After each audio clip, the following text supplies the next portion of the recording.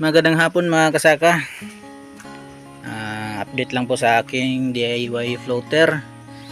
Nilagyan ko siya ng absorber mga kasaka. Ito yung lumang shock ng motor ko. Nilagay ko dito kasi nagpaplano akong maglagay ng katig. Magdi-DIY din ako ng katig para malagyan natin ng palay. Mahakutan natin ng palay mga kasaka. Kaya nilagyan ko ng dagdag suporta din dyan para tumibay yung ating DIY floater. Aywan ko kung makakaya nyo yung dalawang kaban tapos may driver pa. So magagamit natin to sa paghahakot ng kaban ng palay mga kasaka.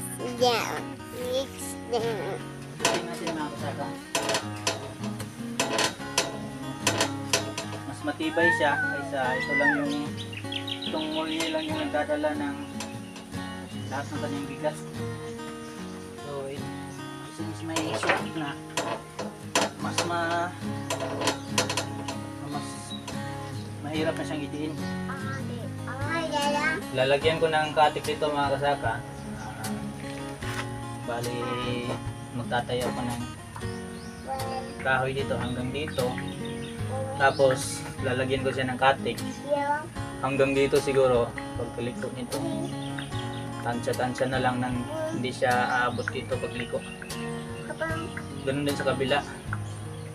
Tapos lalagyan ko din ng suporta dito.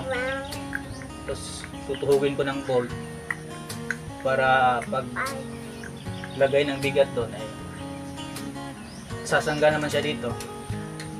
Siguro hindi na siguro babagsak kasi anong tawag ito, babangga naman siya dito. Magiging matibay na siya. So tingnan natin kung anong magiging resulta nito. Ang worry ko lang mga kasaka is kapag ginamit na natin ito dito sa putikan ay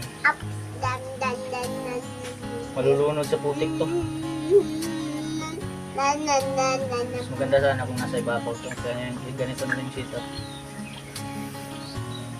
Di bali na siguro, hindi naman magpapasukan siguro ng ano pa.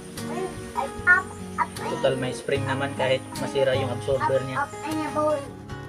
So ito na mga kasaka, no, nagawa ko na yung katig ng ating DIY floater. Yung lagayan ng palay, yung hakutan natin ng palay. Kakatapos ko lang, hindi ko nga lang na video sa paggawa ko. So I don't know kung epektibo ba to mga kasaka, no? Ito yung ginawa ko. Bali dito ko ilalagay yung kaban ng palay magkabilaan, baling dalawang sako, tapos ako na may dito iupo.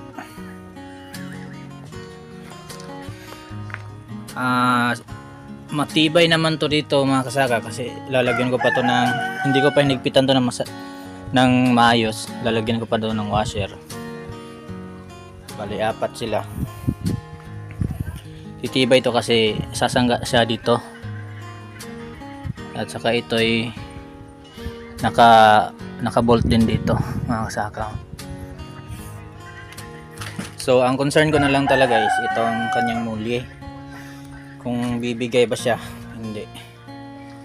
So nilagyan ko na naman ng mga support kasi dati ito lang talaga, ito tsaka yun, at saka yung dito, ito ay nilagay ko na rin to, ito nilagay ko na rin to, wala yan dati. At saka yung dito pinapalan ko na rin ng welding. So tingnan natin kung epektibo kaya ito mga kasaka. Saka yung absorber na nilagay ko din. Bali dito ako upo mga kasaka.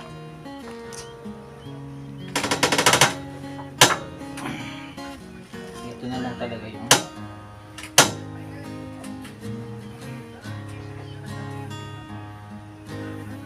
sa palagay ko na may kaya naman siya kasaka. Kasi yung mapapwersa yung bigat, eh dito naman Dito naman talaga, dito sa linya na to, ito yung bigat niya talaga. Ito yung magbibigay ng pwersa sa bigat niya. Bali, pag nilagay ko lang dito,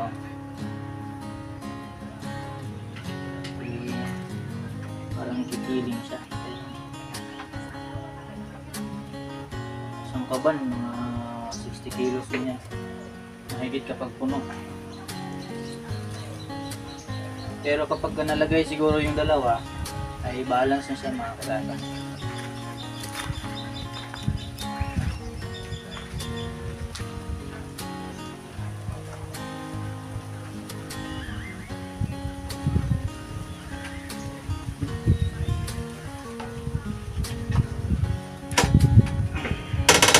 So makikita natin ito mga kasaka kung ano. Nadidismantle din naman to mga kasaka. Pagka tapos ko nang gamitin to, tatanggalin ko lang itong mga bolt. At ito, para ito na lang din yung matitira kapag ginamit natin dun sa ating palayan at pagpuputik natin. So yan muna ang update natin mga kasaka na.